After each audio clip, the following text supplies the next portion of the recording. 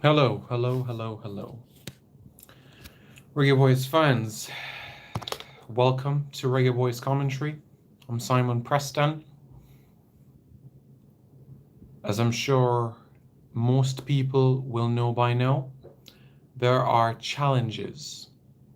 Now, that is to be expected. Things are not always going to run smoothly. Things are not always going to go in that sort of direction. It's not. So, you can expect hiccups.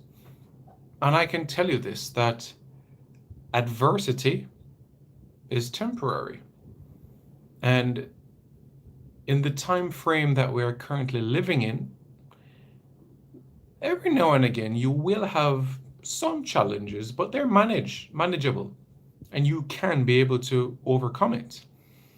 So, why do I say all of that? What am I trying to say? Well, up to about 10 hours ago, there still were three players left to arrive in Saudi Arabia: O'Neill Fisher, Javon East, and Jadine White. Javon East has arrived. As far as the other two, I am not sure at this point in time. However, as it stands for athletes arriving in countries, specifically now with Saudi Arabia, they will need to go through a 48-hour period of quarantine. And that could very well mean that Javon East misses the first encounter against Saudi Arabia on Saturday, but he would be available for the game on Tuesday. Even some of the administrators of the Jamaica Football Federation haven't arrived. But what might save them from doing this not completing a 48-hour quarantine is because they're not going to play. They're administrators, so they'll watch the game, but they're not going to physically play. So I think that will help them avoid this scenario. So, majority of the delegation is there. What I've put together is a predicted 11 based on what I have. Like I said, people have been asking what is our best formation. I don't think it's a simple black and white answer about what is our best formation. It really depends on the personnel that is called up to the squad. It depends on the opposition that we come up against, because we will be required to have a degree of flexibility. We will be required to have a degree of versatility as well. And we should not be a team that have a hard and fast rule on how we play, the way we play, and how we approach games. However, that doesn't mean that you have strengths and weaknesses. That doesn't have strength and weaknesses. We do. And the Bermuda game, we went with a makeshift 4-3-3, 4-2-3-1, however you want to look at it. For this game, I've gone with a 4-3-3. Doesn't mean that we might not have go for an example a 4-2-3-1, but I've just generally predicted a 4-3-3 if we want to get a result out of the game. And it wouldn't surprise my apologies. It wouldn't surprise me as well that you might find a holding midfielder operating at centre half for this game.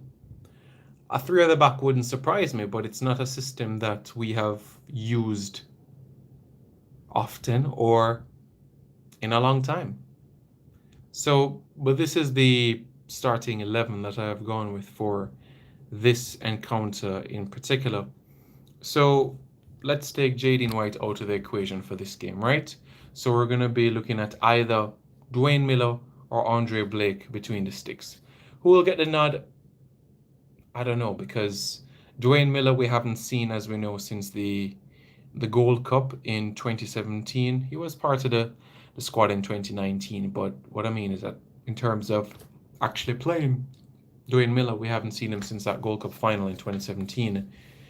Amal Knight is the understudy to Andre Blake. So is Tapa going to give Dwayne Miller another opportunity to remove the cobwebs? Or is it going to be Amal Knight, an individual that is the understudy at this point in time to Andre Blake, and give him a chance to really show that he's capable of competing with Andre Blake by the time March comes around and by the time the World Cup qualifiers goes around? I've gone with Blake with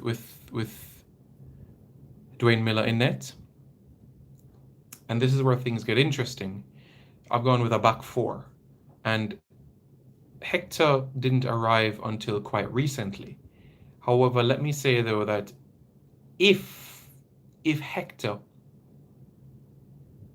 is not starting the first game because of the quarantine window and pending a negative result of the PCR test, then Kevin Lambert I would have, or Shavani Willis to partner Damien Lowe, the captain at Central Defence. Left back, as we know, Kemar Taxi Lawrence. Right back, another tricky scenario again, because O'Neill Fisher,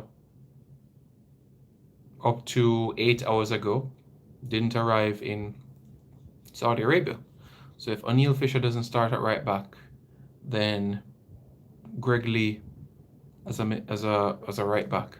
It's a position that it's not new to him. He can operate at right full back, right wing back. So, yeah. Midfield three of Ricardo Morris, Ravel Morrison, and Daniel Johnson. So 2 debutants, Ravel Morrison and Daniel Johnson, and Ricardo Morris behind them.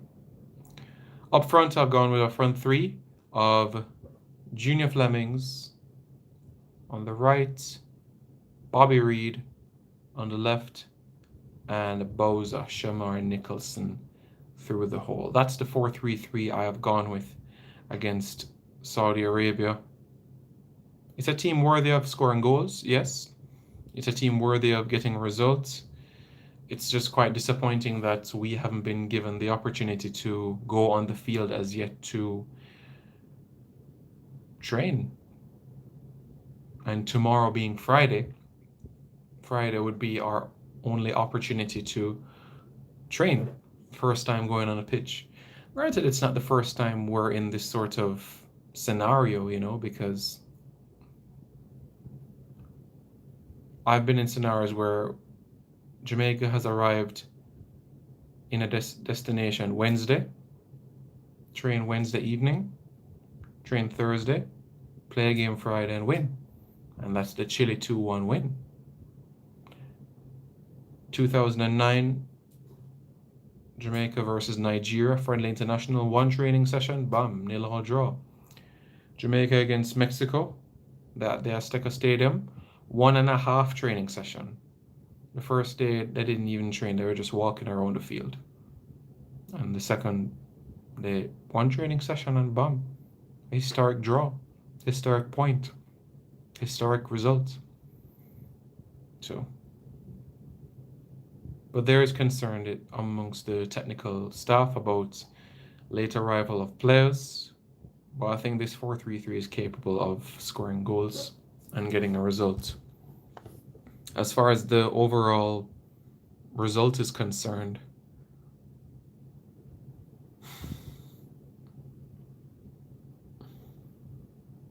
I don't think we're going to win both games.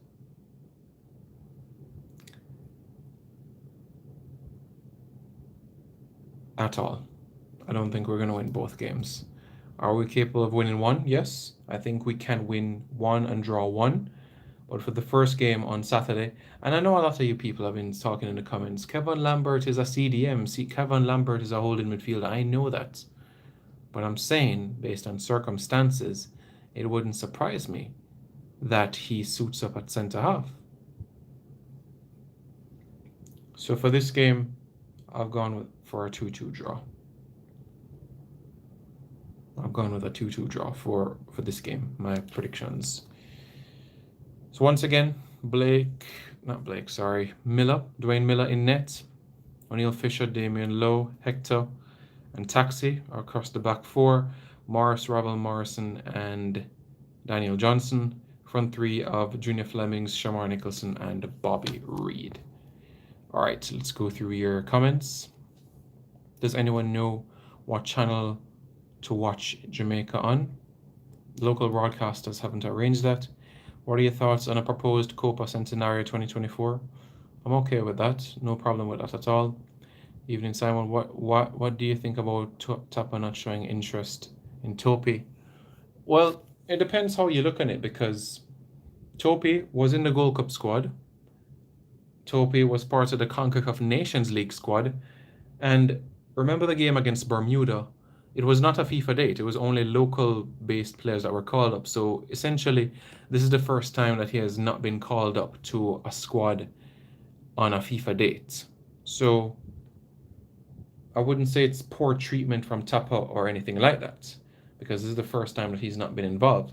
But like I said, when the squad was announced, I would have had him or Liam Moore if Liam Moore's paperwork were sorted. So, yeah. Do you expect West Brom's Daniel Furlong to represent Montserrat? I think it's possible, yes. Assuming we bring in the players you expect us to, could a full-strength Reggae Boys team escape relegation in the Prem? No, because we're still going to need 28 to 30 players. So I don't think if we were in a Premier League that would finish in the top 17. Would you say Gold Cup is a Farmers League compared to Euros? A Farmers League? I don't even know what that means. Is it a lower quality than the Euros? Yes. CONCACAF is just, you could say, better than the Oceania Cup, essentially. I'm hearing that 2 players test positive. Interesting. I'll have to find out the details for that.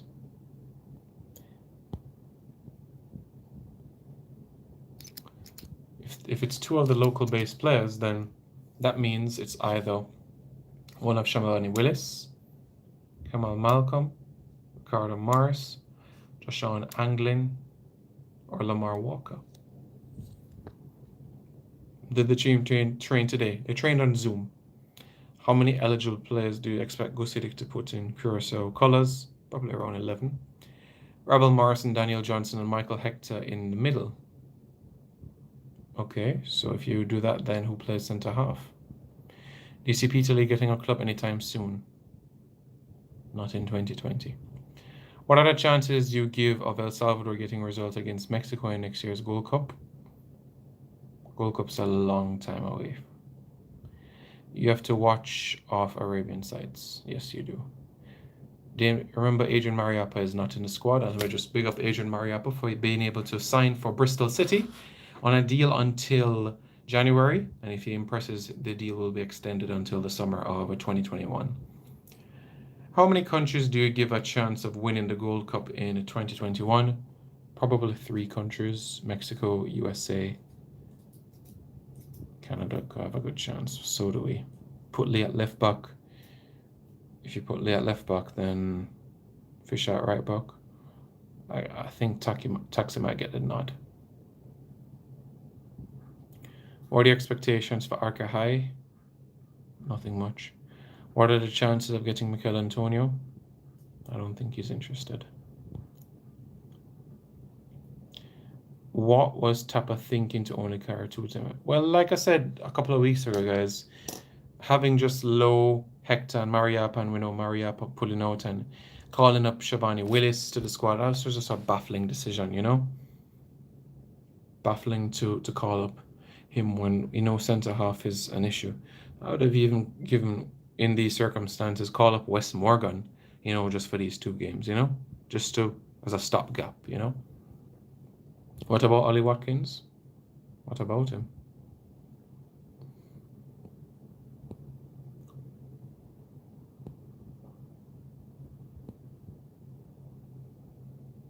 Like I said, I'll try to find out who the 2 are.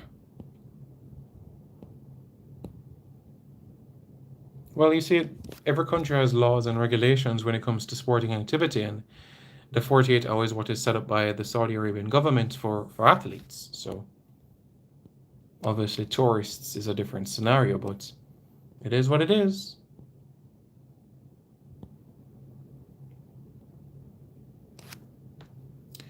Borrell says play Ravel and Daniel as two attacking midfielders and Lambert as holding. And like I said, when you do that, who are you going to put at centre half beside Damian Lowe? Who are you going to put? Cavani Willis? Because Michael Hector still has to finish that 48-hour window.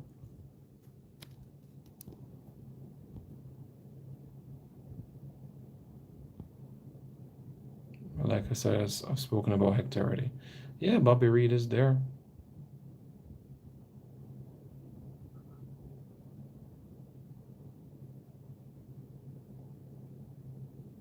Who's Jamaica's best two CBs now?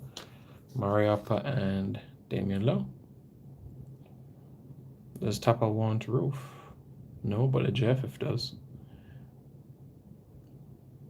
And Kevin Lambert can play as a centre half. He can. He has the ability to.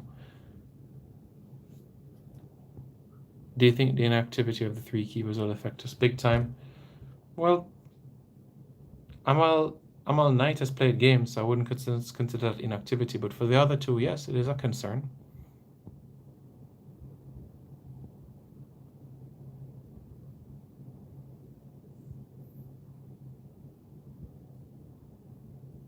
Yeah, Greg Lee will offer that attacking spark for us for sure. Taxi for me is a better defender, but Greg Lee will certainly provide added competition. Has the MLS combine been benefit for Jamaican footballers? It has been benefited some. Remember, Taxi came through that system, and now look where he is today, playing in Europe.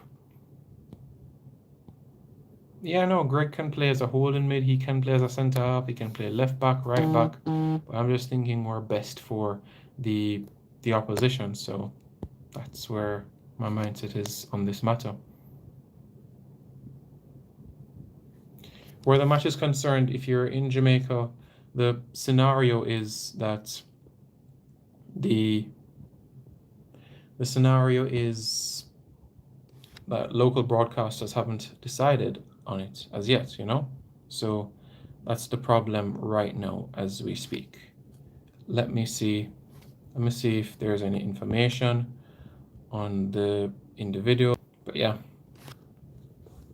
like I said, it's just my predicted. I'm not ignoring any of your questions. We have to think about individuals that arrive late. You think about long flights. You think about being able to recover and things like that. So this is by no means me dropping Leon Bailey. This is just my predicted 11. That's just what I'm predicting. And I think Tuesday would be a grand opportunity for him to go there and strut his stuff. That is all. Simply put. Is Jamal Blackman eligible for Jamaica or Barbados? So, Jamal Blackman has Bayesian roots. If you go on his Instagram as well, you'll even see the Bayesian flag there. So that is what you can look out for. I'll do my best to find out who those two individuals are and be back with you guys. Okay, guys? So I'm going to head over to Instagram Live in 5 minutes. Going to try to find out the names of the two players and get back to you. But yeah, Instagram Live in 5 minutes. Follow me on Instagram at simon.preston. And I'll be heading over to Instagram Live there to speak about the game and stuff like that. So definitely you can stay tuned for that. All right, guys? So Instagram Live, simon.preston, and follow me on Twitter at simep93 for updates on Jamaicans, movements, etc. We'll see what happens in January if some more players can be able to get contracts and all of that pay dispute. That's been sorted out. Players that start will get $2,000 per game. Players that don't play any of the 2 games, they'll get $1,500 a game. US dollars we're talking, where the currency is concerned. All right, guys? So I'm going to try to find out the names of the 2, and then I'll be back. All right? Find out the names of the 2, and then we'll go in on Instagram Live in another few minutes or so. All right, guys? Thanks for tuning in, and don't forget to subscribe to Reggae Boys Commentary. Cool.